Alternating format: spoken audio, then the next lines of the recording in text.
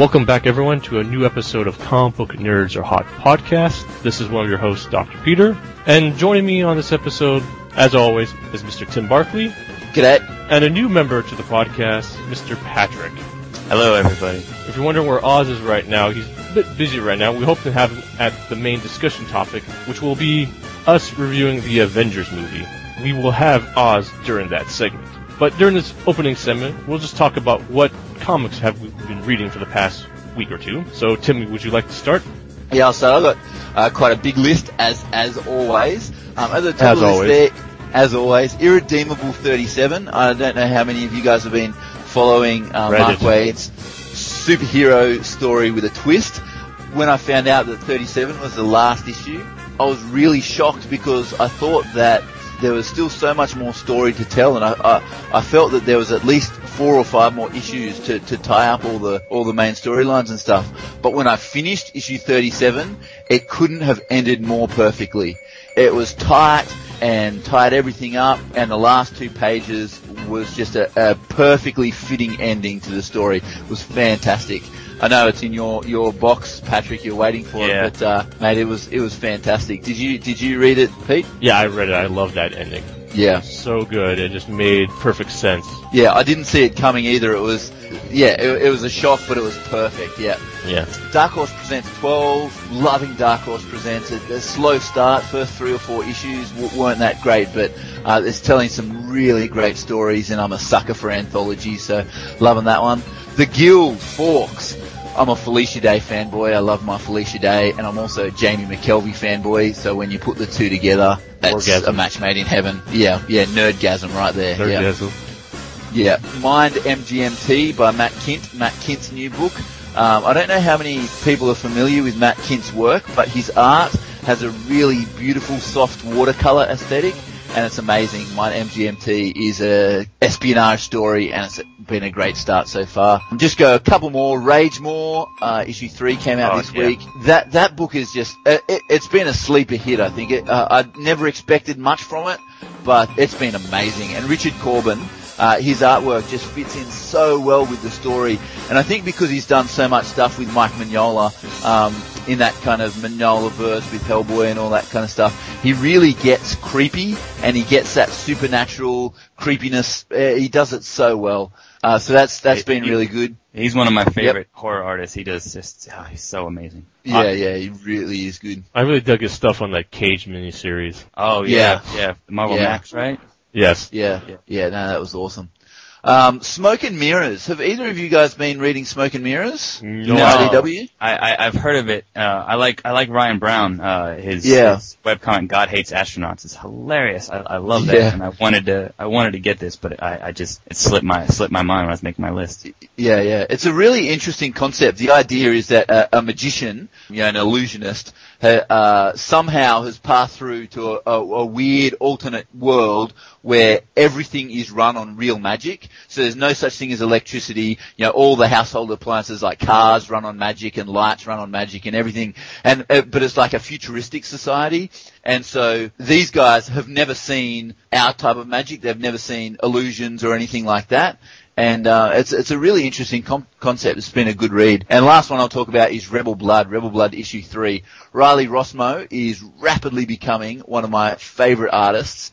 I love his style. Over the past couple of years with Green Wake and with Rebel Blood now, just loving his work. And it's a pretty tightly written little kind of zombie story, and loving it. As for myself, I've been reading the Justice League trade done by Jeff Johns and Jim Lee. It's, I think, Jim Lee's best artwork since Hush, which he did with Jeff Loeb. Yeah. I've read Haunt with Joe Casey, the start of his enormous run. Pretty good book. How has that been? It starts off, if you like Joe Casey's previous independent work, it goes in that direction. I love Joe Casey. That's the reason I was thinking of picking Haunt back up. Do you like Casey's run on X-Men? Because I'm like the minority who actually likes his run on X-Men. I do actually. Yes. He was awesome with Chamber. Haunt is like Robert Kirkman just gave Joe Casey the keys and say, do what the hell you want to do, and he's doing a great job so far. I've been reading the old Buck Rogers comic strip. Nice. So I'm getting that done. I started reading the Little Nemo and Slumberland comic strip. Oh, very cool. And during this past few weeks, before I mention anything else, who has read any of the free comic book day material out there? Not me. There'll be some in my box, but I haven't read it yet. I read a few. I didn't read that many. I read the Dark Horse ones, the 2 Dark Horse ones, and they had some really cool stories. And I read the Achaia one with that was a great and that book. kind of stuff. I've got that coming to me. Yeah, that was a great book by Achaia. I think hands down book of free comic book day by far. Oh yeah, for sure. I gave Oz a extra copy of that comic. He never heard of this company before, and he's really interested in some of the properties like Mouse Guard and Cowboy. Yeah. Cowboy's great, man. That's really good. And Jeremy Bastion's Cursed Pirate Girl is coming out with Achaia in a couple of weeks now. I think it's not far away. Everyone should buy that book because he's freaking amazing. It is. Yes. So beautiful. So beautiful. It's a beautiful book. I think everyone should just, if you want to give money to like a company, give it to Achaia. They deserve every single penny. Every single book they are. Yeah. Like Tale of Sand, is a beautiful hardcover. Book of the year. Oh, it's so amazing. And in between me reading all these comics, I've recorded 10 episodes of Journey into 1001 Comics, so at least I have a leg up on everything. Everything is recorded. I just need to edit everything and just like scan some images, and then the episodes will slowly come out soon. Awesome. And anything you've been reading, Patrick? Yeah, I get my comics monthly, so I'm a little behind, but I've really been, as of late, enjoying Savage Dragon. I mean, I've been a Dragon fan for years, and since the cartoon series.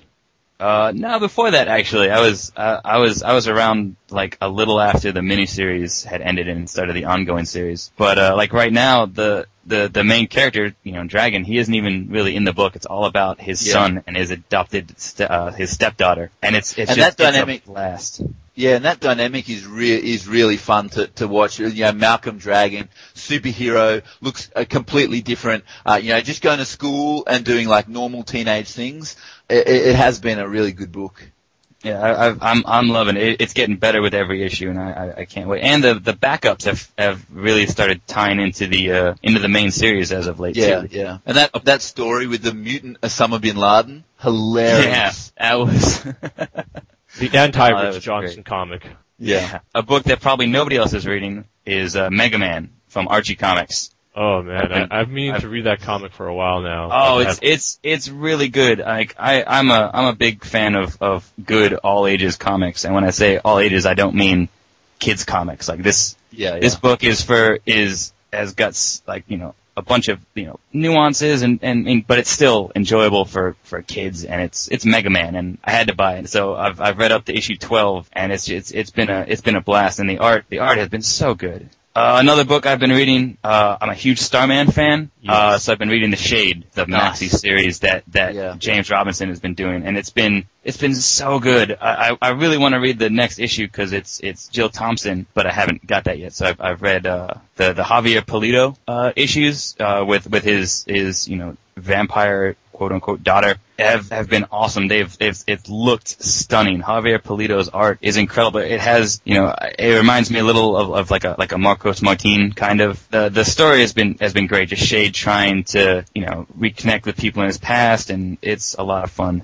And a book, I know, pretty sure you guys weren't too hot on, but I've been loving it, has been OMAC, which just, came to an end with issue 8. I've been loving it. It's just a big, fun action book of it's almost like DC's version of the Hulk. But it's been a blast, and Keith Giffen, his art has been amazing. And I never thought I would give kind words to a book that was co-written by Dan DiDio. But he's from what I understand, he's actually been pulling his weight on this book, and it's not Keith Giffen doing a lot of the heavy lifting. So, I mean, it ties into the old OMAC series. There were ties to Commandy. I'm a huge Jack Kirby fan, so seeing these other ties have been great. And I guess last book I'll bring up I got from Ad House Books is American Barbarian.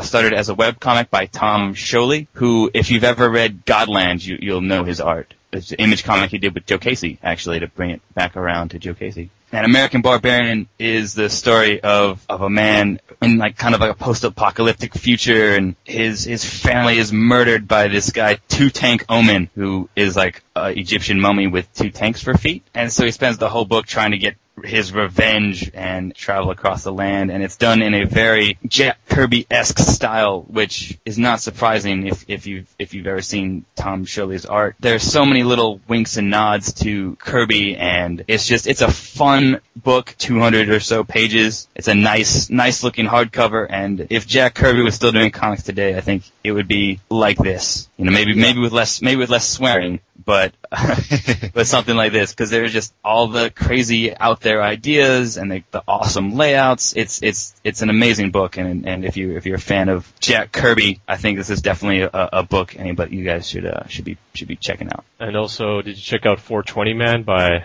Joe Casey also? I bought it, but I haven't read it because I've heard really bad things about it. Also, I'm a fan of Jim Mahfood, who did the art. Oh yeah, for sure.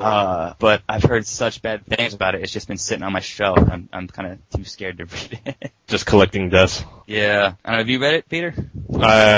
I don't own it. My friend has it, but I'm not interested in reading it yet. I know it's got one of the Marley kids writing it with Joe Casey, so I want to know what crazy shit is up in store. Before we end this segment, any updates or any information we should expect from the website this coming week, Tim and Pat? Oh, there's all sorts of good stuff on the website, as always. Creator Roundup is back, but I need everyone to check it out. It's a lot of work, and it's awesome.